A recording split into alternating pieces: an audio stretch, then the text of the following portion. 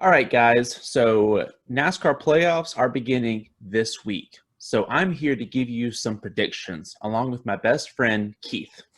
Hey, I think I might be pointing at you. I'm not sure if you you're are. pointing or You are not. pointing at me. Am I pointing? Nope. I I got think, to do this to point at you, right? oh, see, I don't know how that works. Sometimes it flips it. But Yeah. anyway, so how this works is I am a lifelong diehard NASCAR fan. As anyone who's watched this channel or checked out my Instagram page has realized. So when it comes to these things, I love diving in and seeing what's going to happen. But usually I suck at it. So I'm trying to sure up my bets by bringing Keith in. And Keith has been to a couple of races, but Keith is nowhere near an expert or an avid NASCAR fan. I think if you are a lifelong NASCAR fan, I am sadly a lifelong not NASCAR fan. Only since knowing and befriending you have I had any experience with NASCAR, but living out on the fringes and just dipping my toe in at sometimes really does. It has been a wonderful thing to learn about through I, you. th- I think the good thing is you already have the rules of your just basic NASCAR fan is that Dale Earnhardt was the best, Right. Junior's a good guy, and don't Hmm. pull for Kyle. But who?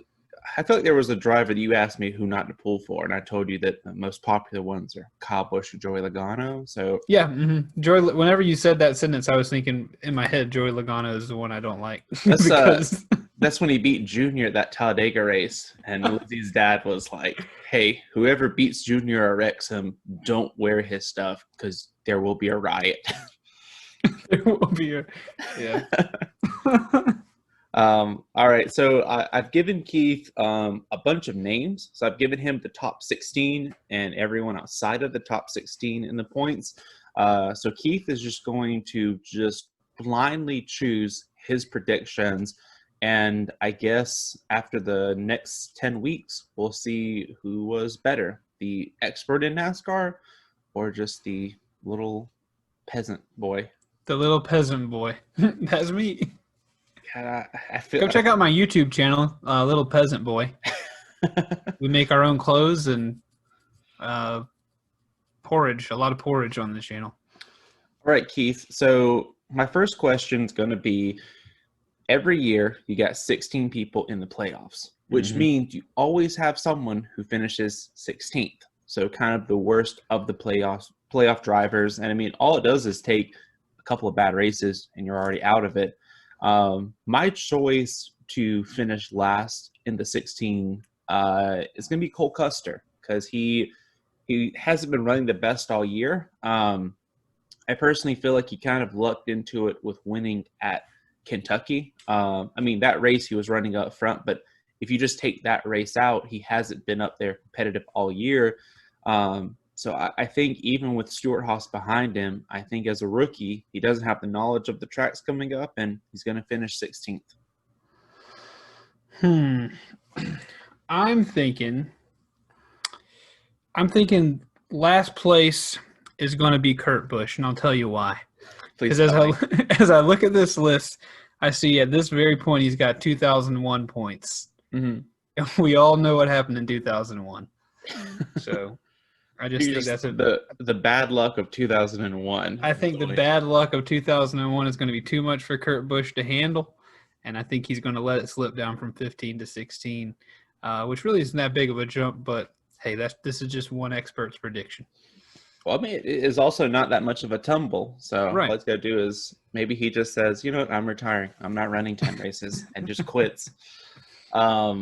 All right, next up, Keith. Every year there seems to be a spoiler. So someone not in the playoffs comes along and they pick up a race win. Maybe it's at the wild card race at Talladega. Maybe it's the last race at Phoenix. But it just seems like someone comes in and kind of spoils the show for all the playoff drivers. So I've provided you with a list of all the way from Jimmy Johnson down to Timmy Hill in 43rd.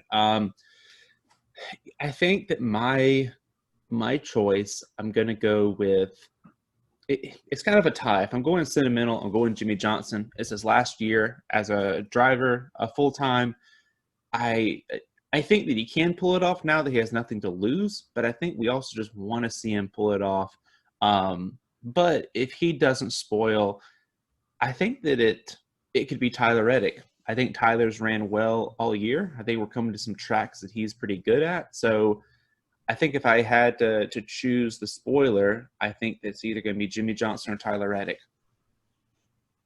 Okay.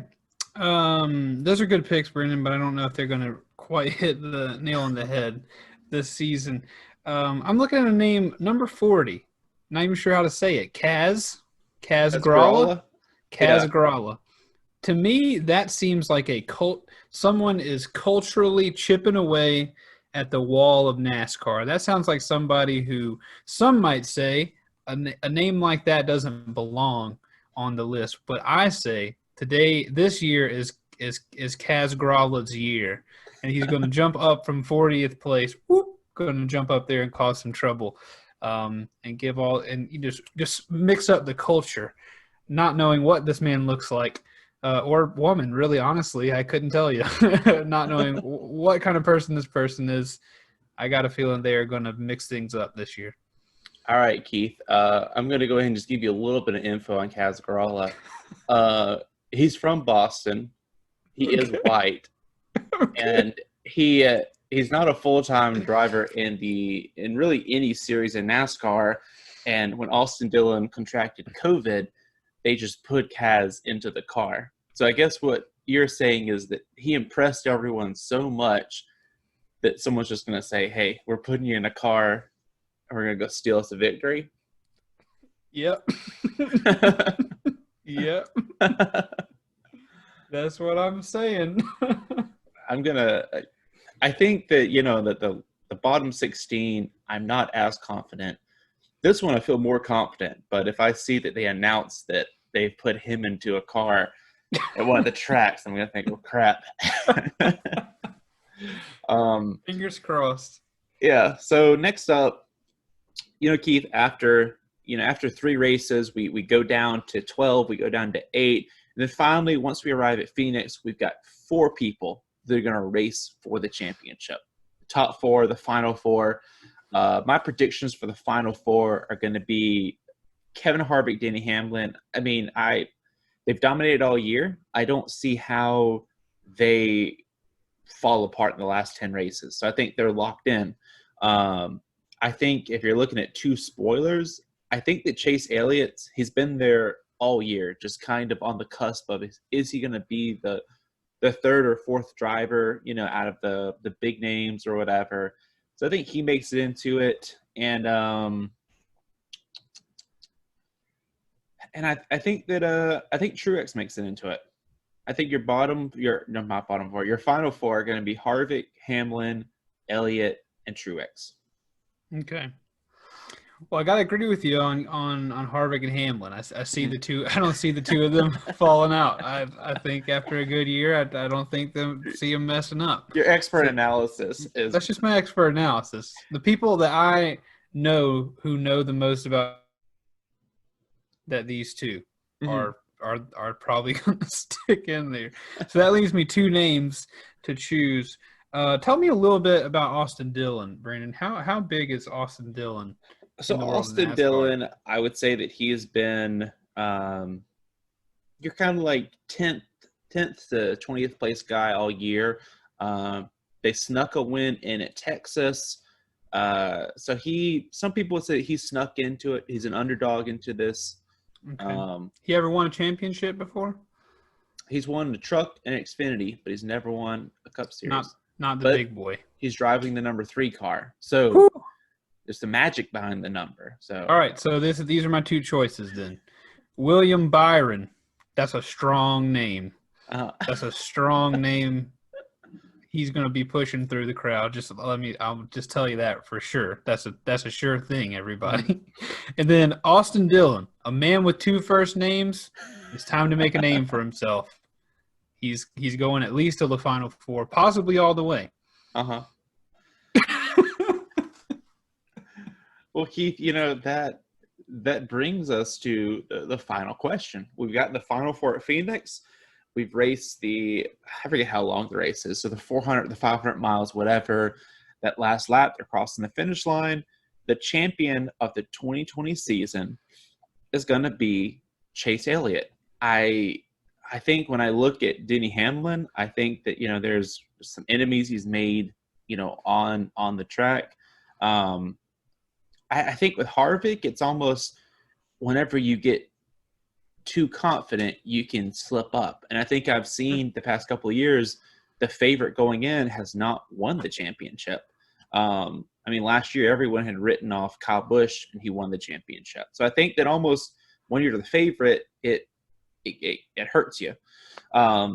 So I'm going to go with Chase. I think that, he's making it to the Final Four. He's going to have all the resources behind him.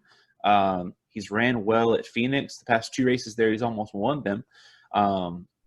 So I'm going to go with Chase Elliott. I think he wins, and if not him, I think Truex. So I'm going to step on a limb, and I don't think that it's going to be Harvick or Hamlin's year, even though they've dominated. Solid predictions. I'm gonna have to go a little bit against you, like I did with the top 4. I think it's William Byron's year. I think it is a strong name, a strong man, more than likely. No doubt, a strong team behind such a strong name. Mm-hmm. I think it might be Mr. Byron's year, and I'm gonna give you. I'll do a runner up as well. If not Byron, is the 2 first name man himself, Austin Dillon. Wow. He's ready for a surname. He's ready to make a big name for himself. Champion win Dillon. Championship. Champion Austin Dillon. Keith, just so you know, William Byron is not that bad of a choice. His crew chief is Chad Knaus, who won 7 championships with Jimmy Johnson. As if I didn't know such a thing, Brandon. William Byron did win last week's race at Daytona. He's been on the cusp of, he that's his first win, but he's been on the cusp of, once he wins that first one, does he just rattle off a bunch of wins? So I don't see why not. I don't see why not. Brandon, I hope the sound of my dogs growling in the background didn't enter into your recording. I could not hear them growling. Okay. If so, maybe it just adds a little bit of sound effect to it, where it's just my dogs are very big NASCAR fans, much larger than myself. Hmm. We were working with the awkward silence. I didn't know where to go with it with that, but I think this does it. I think Keith. Oh, sorry, I don't know if there was a. I think we figured it out. I think we've let everyone know what's going to happen, and we'll see. There they are. We'll see what happens with it. Yep. So, well, Keith. I agree, Brandon. Thank you so much for. I was going to say thank you for joining me today, and thank you for your input. If you have anything you want to plug, absolutely. Keith, go ahead and plug it. You can check Brandon and I out on our channel, youtube.com/Tank Media Network, where we goof off a lot. This is my first ever guest appearance on anyone's show. So thank you so much to Brandon for letting me be on his little channel, his NASCAR thing. Blowing up, by the way. I want to plug Brandon's Instagram. You're doing so good until you said appearance. I think also our connections aren't, because I keep going to talk and then you talk. So I think now we're just delayed. Yeah. We must be. But anyway, go check out Brandon's Instagram. NASCAR every day, am I right? That's what they say about it. All right. Well, thank you so much, Brandon, for letting me be on the show. All right. Thank you, sir.